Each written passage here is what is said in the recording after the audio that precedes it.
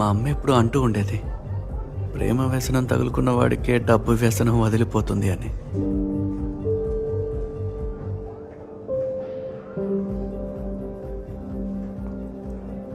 ఇంకేందో చెప్పు.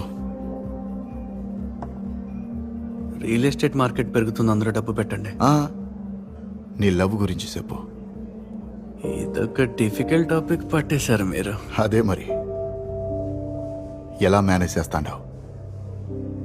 చాలా మంది లవ్లో ఫెయిల్ అవడం చూసినా. చూడండి అన్నగారు, పీత తన శరీరాన్ని వదులుతున్నప్పుడు ఎన్నో బాధలు పడుతుంది, కానీ ఆ తర్వాత ఆ పీతకి పునర్జన్మ లభిస్తుంది అన్నగారు. లవ్లో కూడా అలాగే అవుతుంది.